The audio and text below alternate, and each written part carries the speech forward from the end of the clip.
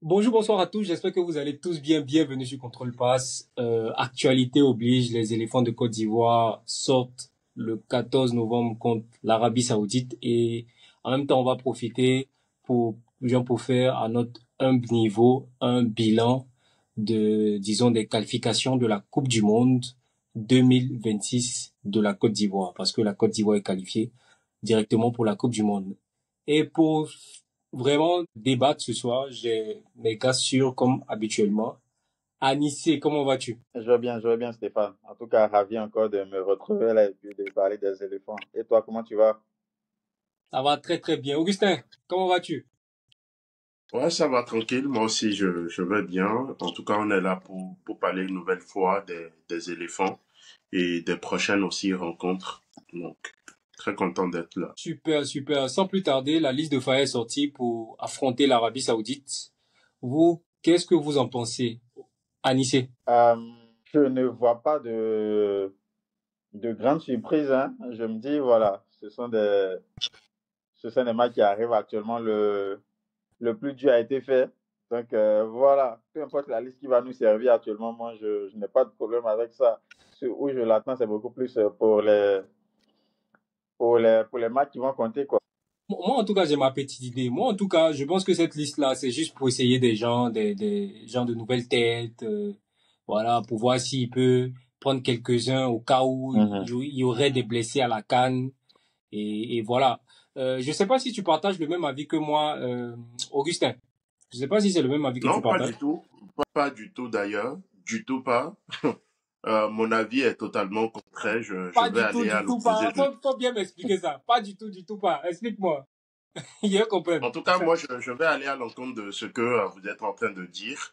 Mhm. Dans le sens où déjà tu t'appelles la Côte d'Ivoire et moi je mets le miroir en face de vous, je regarde aussi du côté des autres sélections, ce qui se fait ailleurs, notamment le Maroc, le Sénégal, le Cameroun. En tout cas, tu vois que ces gars-là, en fait, ils ont pratiquement tous leurs meilleurs éléments. Pourquoi? Moi, je trouve que il y a une grande incompréhension dans cette liste-là. Je ne sais pas sur quoi Faye est en train de compter tout simplement. Première des choses, il y a la CAN qui est là dans pratiquement un mois, si on va dire un mois comme ça. Et c'est ton dernier rassemblement avant la CAN. Sinon, le prochain rassemblement, tu es déjà dans la CAN, au fait.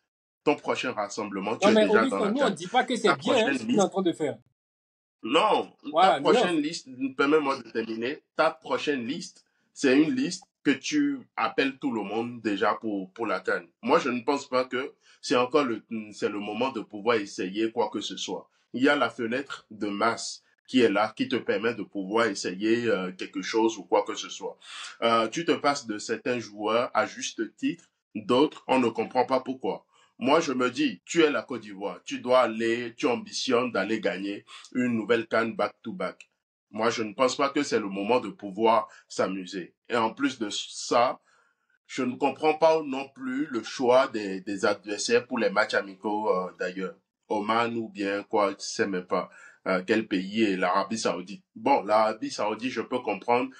C'est une nation qui va jouer aussi la Coupe du Monde comme toi. Je comprends, on anticipe. Mais Oman, là, c'est dans quel but, en fait? Mais Auguste, sans te couper, tu ne penses pas que avec les éliminatoires de la Coupe du Monde, de la Coupe d'Afrique, de tous ces matchs qui ont été joués là, tu ne penses pas qu'aujourd'hui, Faye quand même a une idée à ces joueurs types en fait qu'il a déjà en tête et que justement la CAN est dans quelques jours, disons quelques semaines, quelques mois, et qu'il a déjà en fait sa base, en fait, son équipe type qui est en tête. Du coup, le but c'est de peut-être de les faire reposer un peu.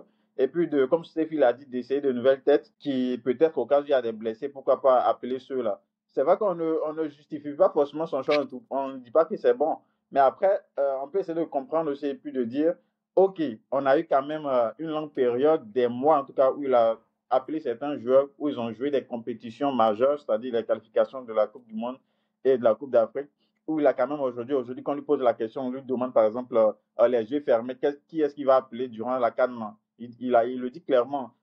S'il n'a pas de blessés, il y a certains joueurs qui seront seulement et forcément là. Donc aujourd'hui, je me dis que voilà, avec tout ce qui s'est passé, il sait plus ou moins ceux qui vont déjà jouer, ceux qui vont appeler. Maintenant, comme Stéphane l'a dit, ça c'est pour essayer ou bien donner aussi la chance à d'autres nationaux ou internationaux de pouvoir jouer en fait. Moi, en tout cas, je ne trouve pas ça scandaleux, honnêtement. En tout cas, pour rebondir sur ce que tu es en train de dire, moi, je trouve, je ne dis pas que c'est scandaleux, mais je ne pense pas que son choix soit forcément judicieux ou encore intelligent de sa part, au fait. Parce que dans le sens où, quand tu es sélectionneur, tu as peu de temps. D'ailleurs, il se plaignait la dernière fois sur le plateau de Canal Plus Afrique, où il disait que en tant que sélectionneur, on n'a pas assez de temps pour pouvoir travailler. Si je parle de ce principe, c'est-à-dire au fait que pour l'échéance à venir, pour la CAN à venir, tu n'as pas assez de temps pour pouvoir travailler une mise en place, faire des retouches tactiques, faire ce que tu as fait. C'est-à-dire, tu dois, dans l'espace, dans le court instant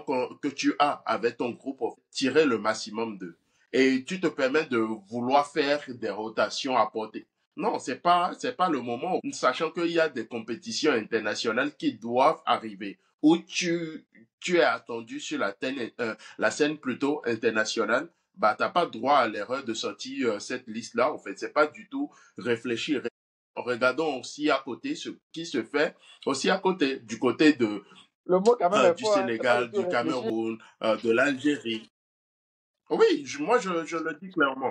Augustin, tu Moi, je vas le passer dis tes clairement, diplômes. Est-ce que tu as passé tes c'est pas diplômes, du Augustin? tout. Non, je ne suis pas entraîneur, mais de mon point de vue, en tant que supporter, en tant que passionné du football, moi, j'estime que quand tu as l'approche d'une compétition, la preuve en est, quand on est à l'approche d'un examen, on ne se permet pas de dire ce module-là, je préfère à 2, 3 jours. Non, je préfère réviser d'abord. Si tu as un examen de mathématiques, je préfère réviser d'abord le français à 2, 3 jours. Non, tu te consacres sur ton module de mathématiques, tu le travailles bien. Et par la suite, au fait, tu vas passer au français après avoir passé ton examen. Et c'est ce qu'il est en train de faire, au fait.